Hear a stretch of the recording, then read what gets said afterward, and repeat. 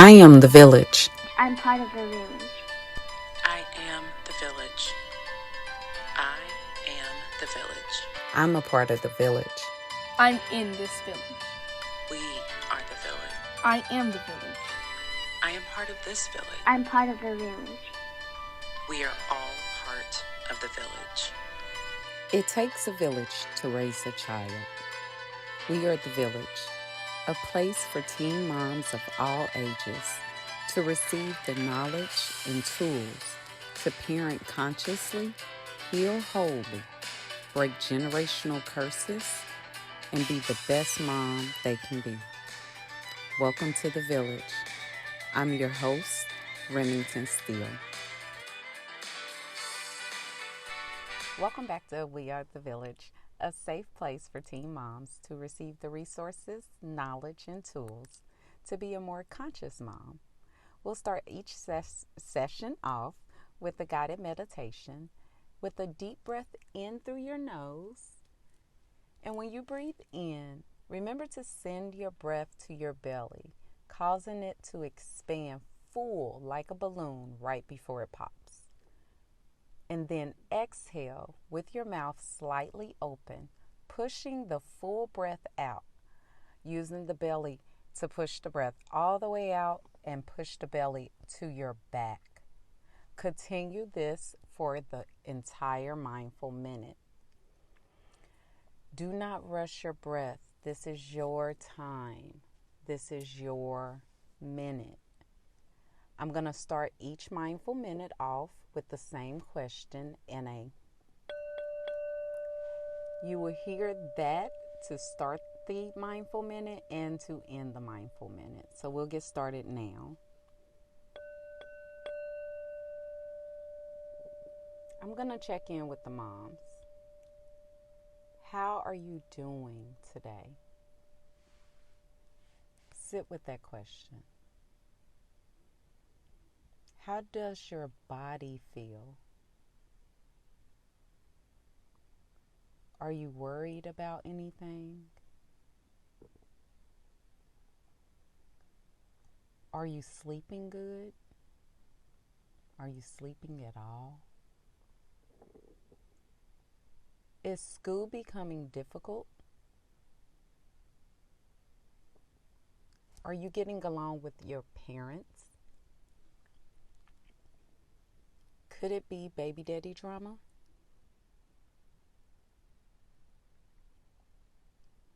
Could it be the baby?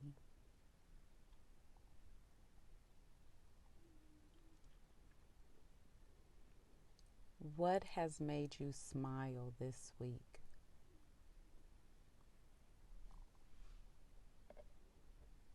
We'll be coming to an end.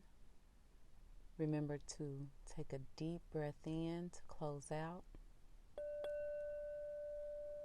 and a full exhale out. Oh, good. What we consume is fed to our children. That is the message for today. Now, what does that mean? And I'm not talking about food, drinks, or drugs.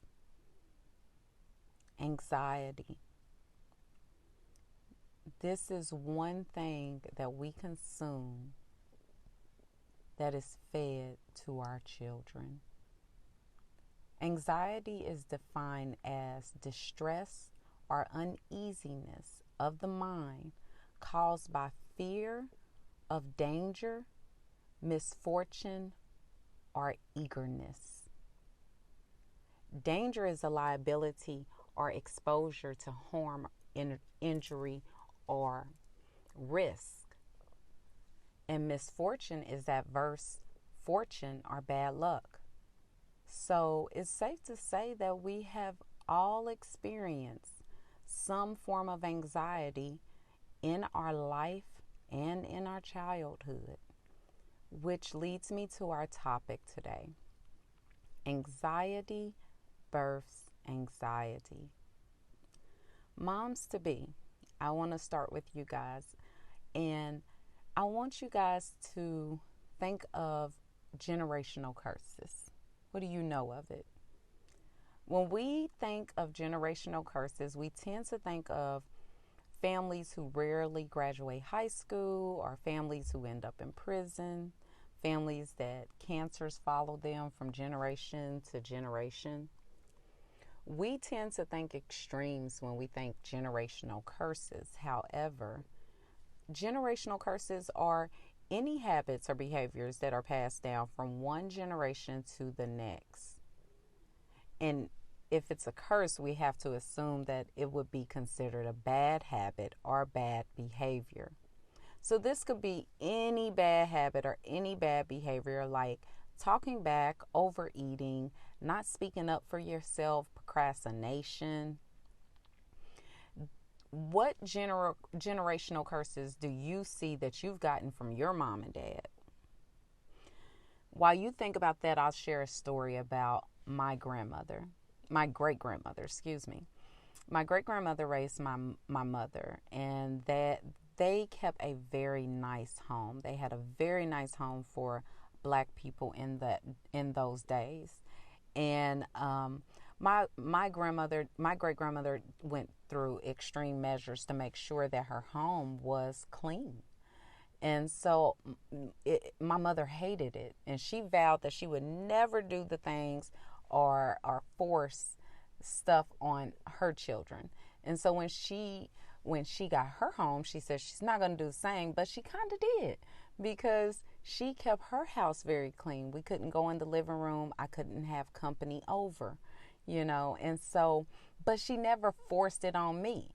Like, my room was a mess. I rebelled. I didn't want to have to keep a clean house at all times. That was stressful. But then somewhere down the line, I did the same thing. I started keeping tidy stuff. I started appreciating my things a little bit more. And so I didn't want things to get messed up or people to mess up my stuff. And so I didn't want people over. And so I never let my children have any company or overnight guests, just like my mother didn't. So the clean house, keeping such a clean house, is the generational curse from what we see, right? That would be like the people who don't graduate high school or go to college or end up in jail. Their families, that's what we see, but it's deeper than that. What did the curse really do? Well, my mother is a loner. She was always a loner because she kind of grew up isolated. And then I became a loner. I even took it up a notch and I added no social media. So I didn't have house guests over or anything like that. And then just didn't even really fool with social media. And I kind of put that on my children. My children has never had guests over. And my daughter, I see her always in her room with the door shut. So she started the cycle of isolating, right? So isolation is the behavior or habit that supports the curse, but we still haven't gotten down to what the curse is. So what is the curse? For me, and I can only speak for me, anxiety. What is the normal behavior or habit? Isolation by exclusion. Keeping myself from having house guests, keeping myself from socializing, even on social media.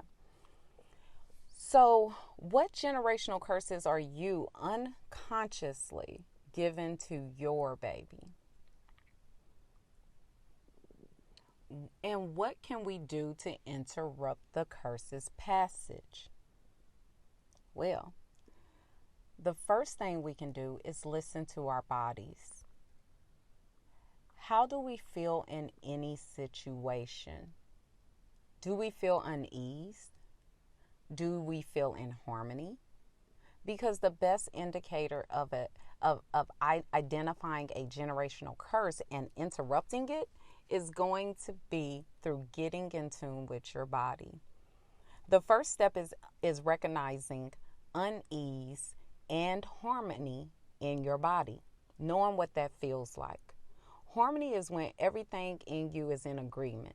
Your heart is warm, you're light, you're at peace, you're non-resistant. Unease is discomfort, uncomfortable, not satisfied with what is, anxious. Once you have identified something that causes you unease, change your old way of responding. Boom. You've interrupted the curse. The thing is you have to keep interrupting it until it becomes your new behavior. What behavior should you change it to? To one of love and compassion. When you continue to interrupt the curse with love and compassion instead of anger and anxiety, then the habit or behavior that we pass on to the next generation will be love and compassion. If we need to learn how to give love and compassion, watch how you care for your child. We care for our children with no strings attached. We do not change our children's diaper today thinking about what they can do for us 10 years from now, that they're going to take the trash out for us 10 years from now. We don't do that. We just change the diaper and throw it in the trash, you know? So anxiety births anxiety. Well, love births love. So moms to be, when you're anxious about expectations of being a mom, of your child is consuming that anxiety. Same as they would consume the food you eat, the liquids that you drink, or any drugs that you may consume.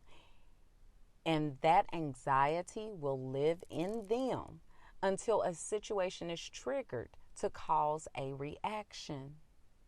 You know how sometimes we're scared of something and we have no idea or reason why we would be, or we don't like something, a smell, a sound, a neighborhood. A lot of times our anxieties are given to us at birth, and then we unknowingly give them to our children. Listen to your body.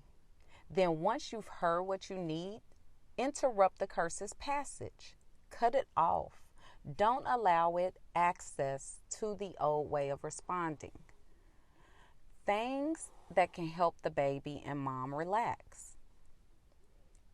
Classical music or any soft music without words. Reading to the baby out loud helps the baby to learn your resting voice and offers bonding as well as helps with intellect. Meditation, giving yourself time just for yourself, not for the TV, not for your friends, not for the baby, not for your phone. Just offering your mind and your body a few moments to be in stillness while fully awake is the most powerful method of relaxation for yourself and the baby. Okay, now we're going to move to the teen moms, the ones that are in the thick of it. Okay, so we're going to take a trip down memory lane. Remember when you were a child? Do you remember a need not being met? I do. I remember not being picked up or having someone pick me up. I remember no one being at performances or needing someone for a performance and not having someone. I remember needs not being met. Do you remember wanting to ask a question or your parents shutting you down or saying something like, go sit down, be quiet, you talk too much? Something as small as that can cause a child to grow up into a young person who has an altered view of life based on how others respond to them. A child like that may lose their voice.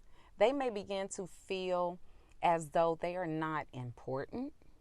They may believe that their words or thoughts don't matter. Think back to yourself. What experience altered your view of life? I'm going to have a vulnerability moment, mom to mom.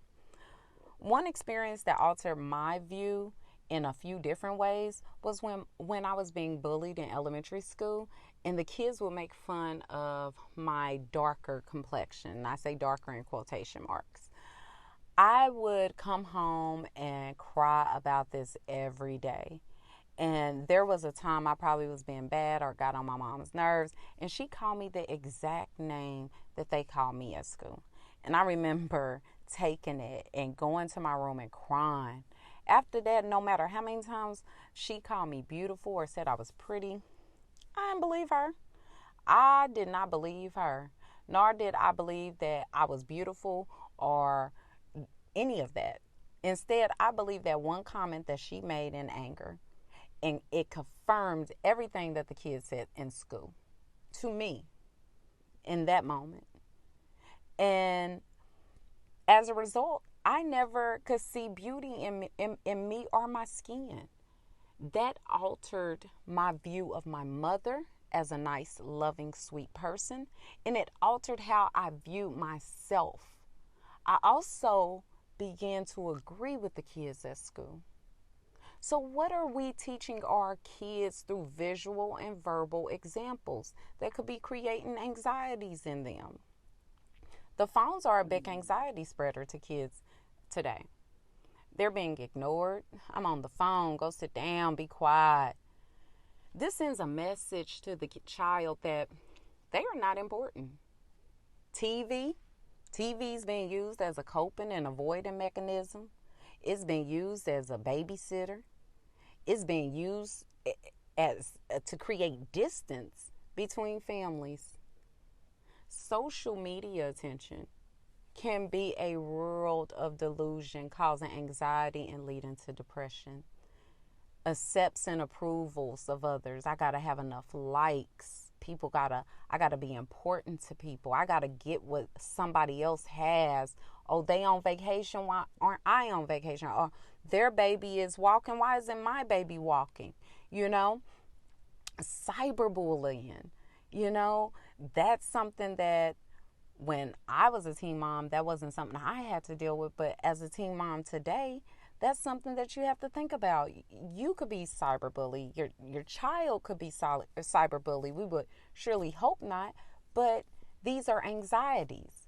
Well, We Are the Village is a safe place for teen moms of all ages to gain resources, like I said, knowledge, tools, mentorships, all kinds of great things. And we're on Facebook, Instagram, and Twitter so that you can build the village with us. We want you. We have consumed a number of anxieties over time since birth.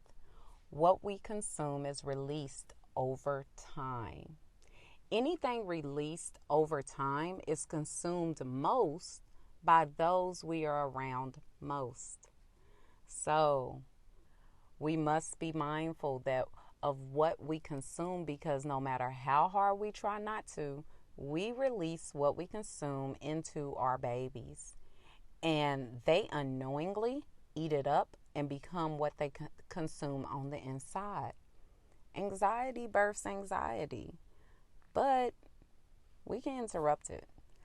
We Are the Village is a safe place where specifically teen moms, however, single mothers and fathers of all ages, can receive and give motivation, ask parenting and life questions, gain knowledge, mentorships, stress management, coping tools, parenting knowledge, and more. It takes a village to raise a child. We are that village. I'll see you next time. Bye.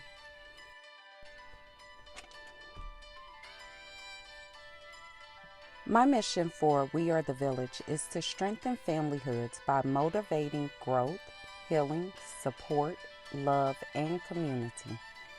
Learning to become slow to anger, teaching self-respect, acceptance, financial literacy, and unconditional love through actions of reparenting, self-parenting, and single parenting.